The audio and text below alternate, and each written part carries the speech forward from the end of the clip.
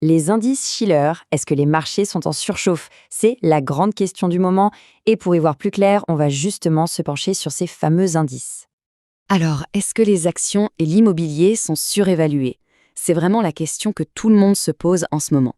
On a cette impression que tout est devenu incroyablement cher.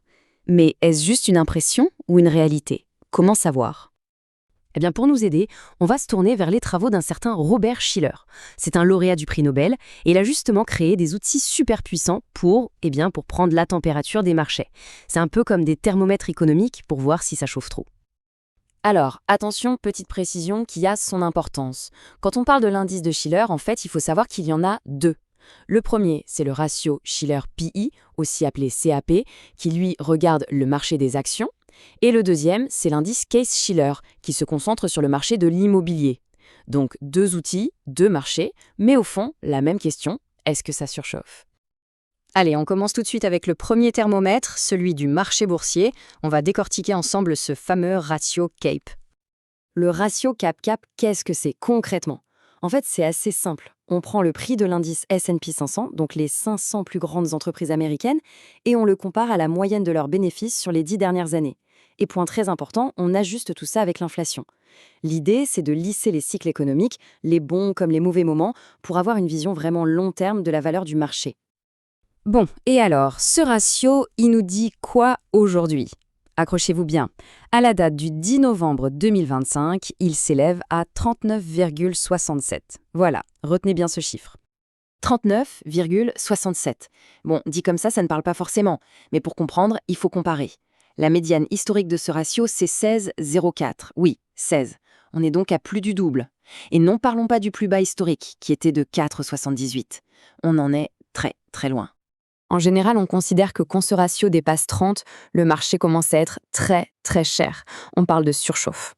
Là, avec quasiment 40, on peut dire que le thermomètre n'est pas juste dans le rouge, il est carrément en train d'exploser.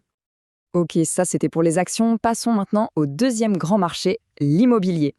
Et voyons ce que son thermomètre à lui, l'indice Case-Shiller, a à nous dire.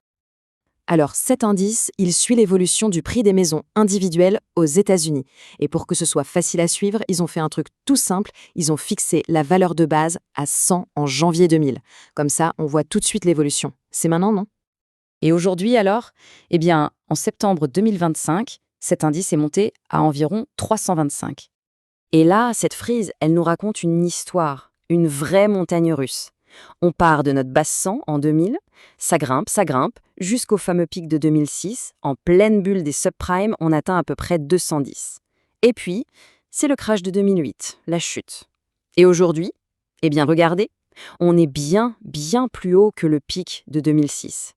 C'est ça qui est dingue en fait. Il faut bien réaliser ce que ça veut dire. Les prix des maisons aujourd'hui sont nettement plus élevés qu'au plus haut de la bulle de 2006, une bulle qui a pourtant mené à une crise mondiale. Ça donne le vertige, c'est vrai. Bon, on a regardé les actions, on a regardé l'immobilier. Maintenant, si on prend un peu de recul, qu'est-ce que tout ça nous dit sur la situation globale en 2025? Ce tableau y résume tout parfaitement. D'un côté, on a le ratio CAP pour les actions qui nous crie surchauffe potentielle. De l'autre, l'indice Case-Shiller pour l'immobilier qui est à un niveau record. On a donc deux marchés qui racontent exactement la même histoire, celle d'une énorme fièvre. La question, c'est pourquoi? Pour Schiller lui-même, une partie de l'explication se trouve dans ce qu'il appelle les récits ou les narratifs économiques. Son idée, c'est que les marchés ne sont pas juste guidés par des chiffres froids, mais par des grandes histoires que les gens se racontent. Et visiblement, en ce moment, l'histoire qui domine, c'est une histoire très, très optimiste. D'accord. Mais alors, concrètement, qu'est-ce qu'on fait de ces informations? La chose la plus importante à garder en tête, c'est que ces indices sont des thermomètres, pas des boules de cristal. Si on devait résumer, primo, le ratio CAPE nous montre que les actions sont à des niveaux de valorisation historiquement très élevés. Secondo, l'indice Case-Shiller nous dit la même chose pour l'immobilier.